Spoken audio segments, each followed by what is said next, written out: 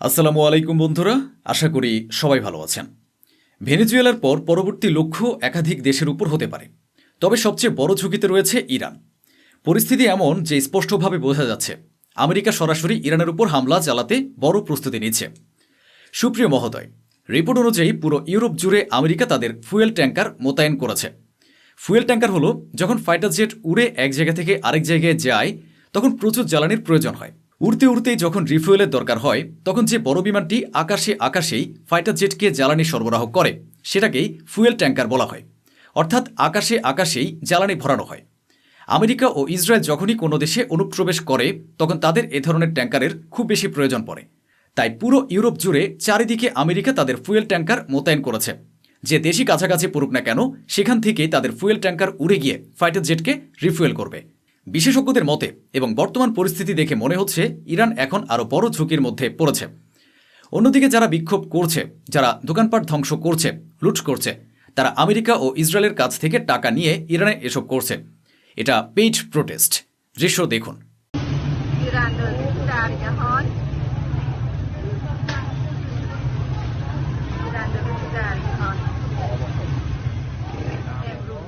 দেখেছেন তো, এখন আপনারা অনেক শিয়া আলেম দিনকে দেখতে পাচ্ছেন মাথায় পাগড়ি পরে।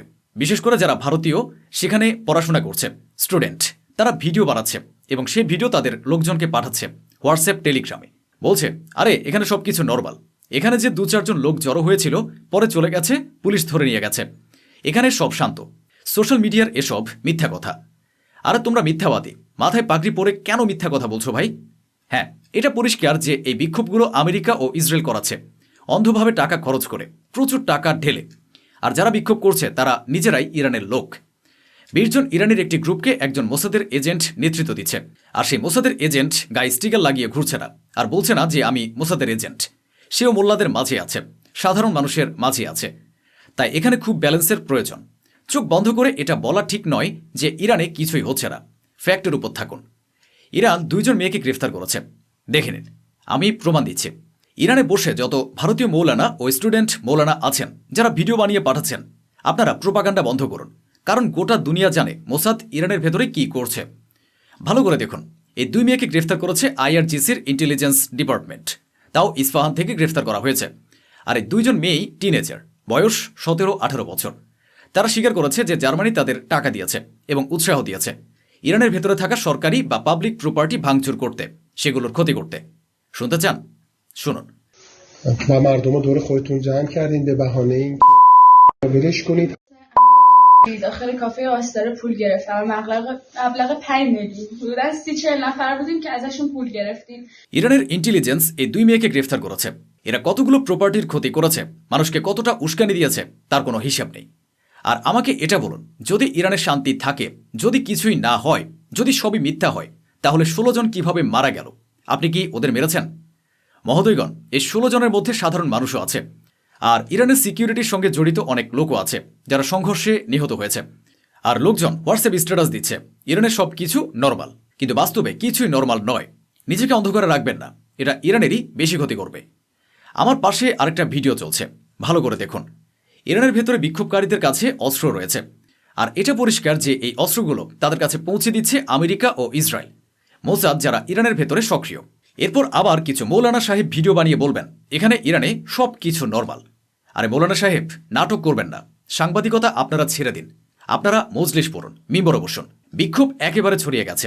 ডেথ টু ডিকটেটর, অর্থাৎ ইরানের সুপ্রিম লিডারের বিরুদ্ধে স্লোগান দেওয়া হচ্ছে। দেখুন।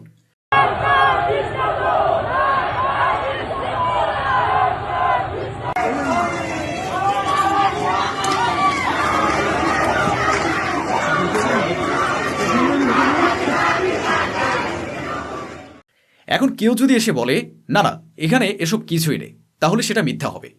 ইরানের যে সংবেদনশীল এলাকা আছে সেখানে এই ধরনের স্লোগান হচ্ছে না, কিন্তু ইরানের অন্যান্য এলাকায় এসব ঘটছে। চোখ বন্ধ করে মিথ্যা কথা বলা যায় না।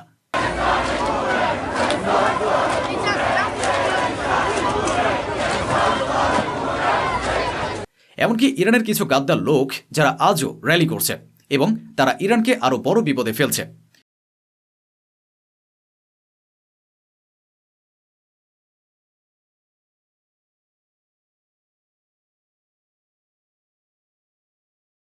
এখন বাধ্য হয়েই ইরানের ফোর্সকে পদক্ষেপ নিতে হচ্ছে। দেখুন পরিস্থিতি কি দাঁড়িয়েছে। ফুলাদ শহরের ভেতরে এখন ইরানের নিরাপত্তা বাহিনী উগ্রবাদী ও হামলাকারীদের বিরুদ্ধে গুলি চালানো শুরু করেছে। যারা বিক্ষোভের নামে ইরানের সম্পত্তি ভাঙচুর ও ক্ষতি করছিল, সিরাজ এলাকায় যেসব বিক্ষোভকারী দোকান ও বাড়িঘর ক্ষতিগ্রস্ত করছিল, তাদের ইরান গ্রেফতার করেছে। ইরান কোথাও কোথাও বিক্ষোভের উপর কিছুটা নিয়ন্ত্রণ এনেছে, কিন্তু এখনও আমেরিকা ও ইসরায়েলের ডলার কথা বলছে। কিছু কিছু এলাকায় বিক্ষোভকারীরা আগুন লাগাচ্ছে।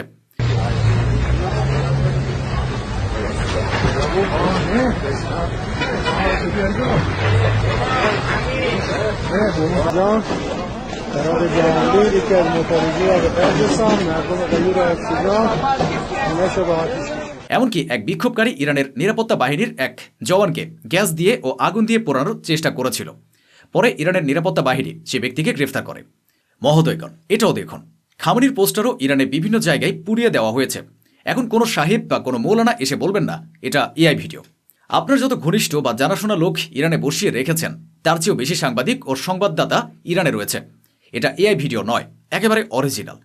আর এটাও জেনে রাখুন, ইরানে যারা সুপ্রিম লিডারের ছবি পোড়াচ্ছে তারা ইরানেরই নাগরিক, কিন্তু ইরানের প্রতি অনুগত নয়। ডলারের জন্য সব কিছু করছে, বুঝলেন? তাই মিস ইনফরমেশনের মাধ্যমে আপনি ভিডিও বানিয়ে হোয়াটসঅ্যাপে এ ধরনের স্ট্যাটাস দিবেন না যে এখানে কিছুই নেই, সব নর্মাল। এতে শত্রু আরও শক্তিশালী হবে। যা ঘটছে ঠিক যেভাবে ঘটছে সেভাবে দুনিয়াকে জানাতে হবে। ইরানের অবস্থা খুবই খারাপ। আপনি যতই লুকানোর চেষ্টা করুন, এটা লুকানো যাবে না। ভিডিও দেখুন। بستن جاده ها توسط مردم عبدالخان، تظاهرات جاده های رفت و برگشت اهواز اندیمشک بسته شدن.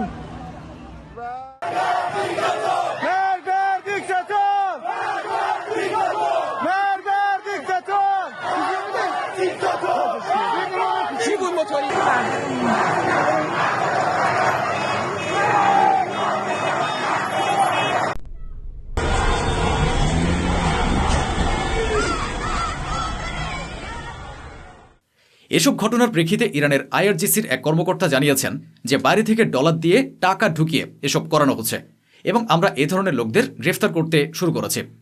আমি প্রথম দিন থেকে বলে আসছি, এভাবে সব হচ্ছে। دستگیری هدفمند لیدرها شروع شده، چه لیدرهای در فضای مجازی که تعداد زیادیشون دستگیر شدن، چه لیدرهایی که در جمعیت انجام میدادن و مردم رو تحریک میکردن। মহোদয়গণ, এর বাইরে একটু দৃশ্যটি দেখুন। ইরান অস্ত্র পর্যন্ত জব্দ করেছে। এরা কেমন বিক্ষোভকারী? এদের কাছে অটোমেটিক গান, উন্নত জার্মান অস্ত্র রয়েছে। এই তথাকথিত বিক্ষোভকারীদের কাছ থেকে আইআরজিসি ও ইরানের নিরাপত্তা বাহিনী অস্ত্র জব্দ করেছে। ওদিকে নেতানিয়াহু যে এসব করাচ্ছে তার বক্তব্য হলো, আমরা ইরানের জনগণদের সঙ্গে আছি। ইরানের জনগণকে নিজেদের ভাগ্য নিজেদেরই বেছে নিতে হবে এবং নিজেদেরই করতে হবে। ইরানকে তাদের 400 কিলোগ্রাম ইউরেনিয়াম বাইরে পাঠাতে হবে। শুনুন। כמובן גם על איראן, חזרנו על העמדה המשותפת שלנו של אפס העשרה מצד אחד, וכמובן הצורך להוציא את 400 הקילוגרם של החומר המאושר מאיראן ולפקח עליו.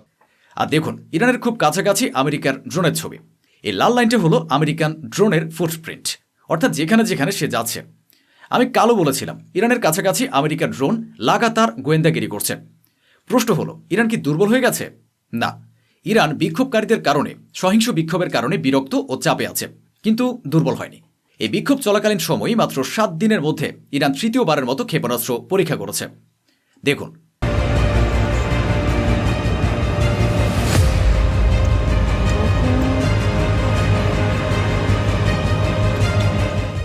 মহোদয়গণ, ইলন মাস্ক পুরোপুরি আমেরিকার চাটুকার হয়ে বসে আছে। এই দেখুন, যখন আয়াতুল্লাহ খামেনি আনুষ্ঠানিকভাবে টুইট করেছিলেন যে আমরা শত্রুর সামনে মাথা নত করব না, তখন সে ফার্সিতে রিপ্লাই করেছে স্বপ্নে।